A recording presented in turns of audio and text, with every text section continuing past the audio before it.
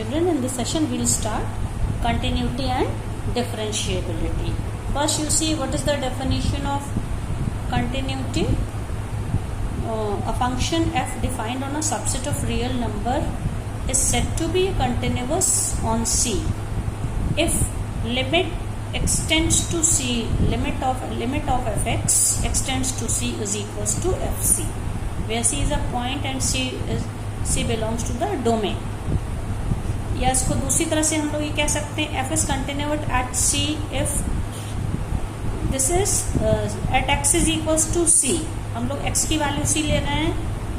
LHL that is function of the limit when x tends to C minus is equals to limit of the function x tends to C plus is equals to FC.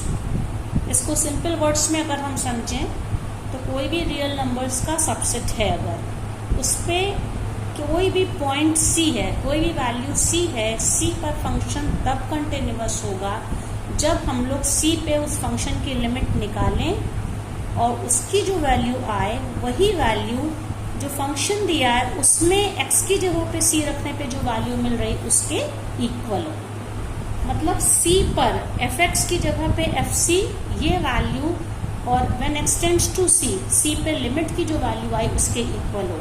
और ये हम लोगों ने 11th class में पढ़ा था कि limit निकालने के कई तरीके होते हैं. एक तो हम लोग लिमिट डायरेक्ट वैल्यू रख के निकालते हैं और एक दूसरा तरीका होता है कि जो भी वैल्यू दी रहती है उसके नेबरहुड में, मतलब उससे थोड़ी सी बहुत थोड़े से इंटरवल से कम वैल्यू, जिसको कि LHL लेफ्ट हैंड लिमिट कहते हैं, और उसी जो भी वैल्यू दी है C की उसकी थोड़े उसके राइट साइड मतलब कि थोड़ी सी ज़्यादा वैल्यू का इंटरवल लेके RHL मतलब लेफ्ट हैंड लिमिट और राइट हैंड लिमिट LHL और RHL दोनों की वैल्यू निकालें. अगर वो दोनों इक्वल हो जाती है तब इसका मतलब वही उस फंक्शन की लिमिट होती है.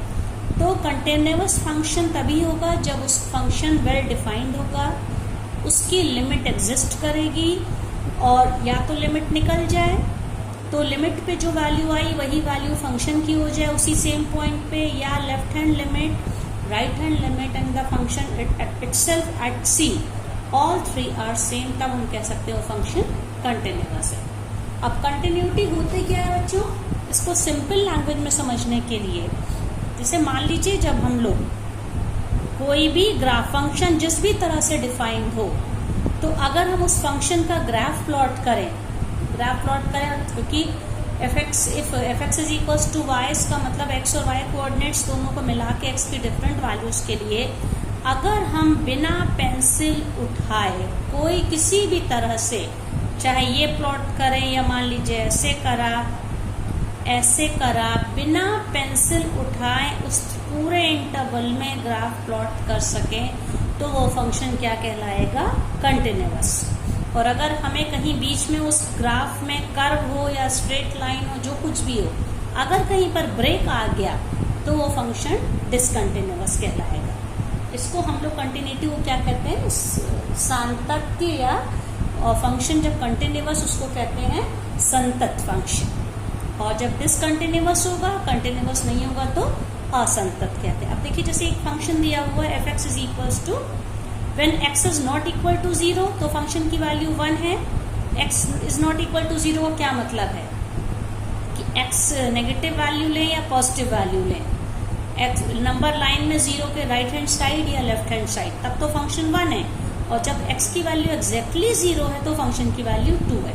तो आप देखिए ग्राफ बना हुआ है, जब x की वैल्यू 0 है, ये x एक्सिस है, ये y एक्सिस है, ये ओरिजिन है, तो जब x की वैल्यू 0 है उस समय फंक्शन की वैल्यू क्या दी गई, देखिए ये कोई पॉइंट मान लीजिए A है, इसके कोऑर्डिनेट्स क्या होंगे 0 2, क्योंकि जब x की वैल्यू 0 है तो y की वैल्यू fx मतलब कि y की वैल्यू क्या है 2 है, ठीक है.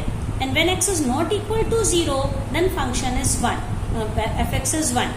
तो अब जब x की वैल्यू 0 नहीं है तो मतलब x की अनलिमिटेड वैल्यू है, इधर की ओर प्लस इन्फिनिटी और इधर की ओर माइनस इन्फिनिटी, चाहे जो हम x की वैल्यू लें हर बार fx की वैल्यू हमें क्या मिल रही है 1. ये देखिए लेकिन 0 पे ये जैसे ही 0 पे आएगा, अब 0 पे 1 नहीं है, 0 ये जो सिंपल बच्चों सर्किल बना ये ओपन इंटरवल का होता है और ये जो पूरा भरा हुआ सर्किल है ये क्लोज्ड इंटरवल का होता है. तो when x is not equal to 0 तब तो फंक्शन की वैल्यू क्या दी गई है, 2 है। When x is not equal to 0, ये x is not equal to 0 पे ये है, तब ये फंक्शन 1 है। यहाँ पे 1 को यहाँ पे देखिए 0 पे फंक्शन यहाँ पे नहीं आएगा। जैसे ही x की वैल्यू 0 पहुंचेगी ये फंक्शन, ये जो लाइन, ये पॉइंट उठ के यहाँ चला जाएगा।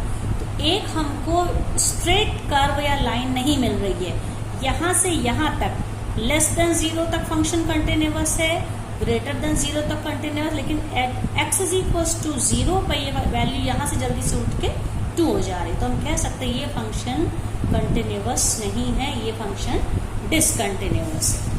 ठीक है, और जब फंक्शन कोई भी कंटिन्यूअस नहीं होता है तो हम उसको क्या कहते हैं, a function f is not continuous at x is equal to c, then it is said to be discontinuous. असंतत at c and c is called the point of discontinuity. जिस पॉइंट पे हम कंटिन्यूटी को निकालते हैं, संततता को, वो point of continuity कहलाता है। इसी तरह से अगर उस पर हमने ये प्रूफ कर दिया कि कंटिन्यूअस फंक्शन नहीं है तो क्या हो जाएगा, डिसकंटिन्यूअस फंक्शन है। और जिस पॉइंट पे ये कंटिन्यूअस नहीं, फंक्शन पॉइंट ऑफ डिसकंटिन्यूटी। जैसे यहाँ पे देखिए इस एग्जाम्पल पे इस फंक्शन का ये कंटिन्यूअस फंक्शन है ही नहीं, डिसकंटिन्यूअस है। और पॉइंट ऑफ डिसकंटिन्यूटी क्या है, at x is equals to 0, x is equals to 0 पे ये फंक्शन कंटिन्यूअस नहीं है।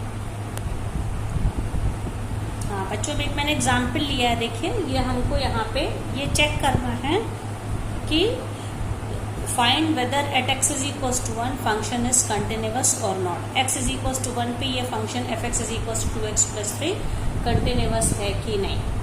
तो आप देखिए यहाँ पे पहले तो ये वेल डिफाइंड फंक्शन, एक पॉलिनोमियल फंक्शन दिख रहा है, ये लीनियर फंक्शन है ये।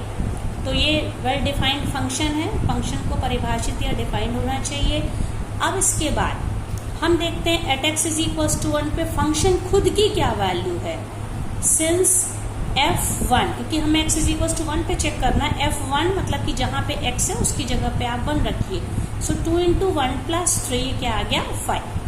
फंक्शन खुद की value x is equals to 1 पे 5 आई। अब हम क्या करेंगे, अब हम इसकी x इज इक्वल्स टू 1 पे लिमिट निकालते हैं। तो उसको लिखने का क्या तरीका होगा, limit x tends to 1 f(x). तो ये क्या हो जाएगा, क्योंकि बिल्कुल सिंपल क्वेश्चन है, लिमिट x टेंड्स टू 1। अब यहाँ पे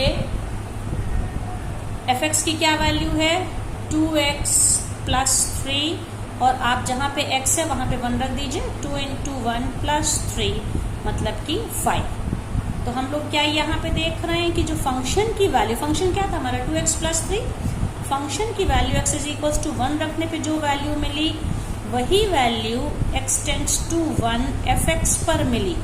ये भी वैल्यू 5 थी, ये भी वैल्यू 5 थी, इसलिए हम कह सकते हैं कि ये function at x is equals to 1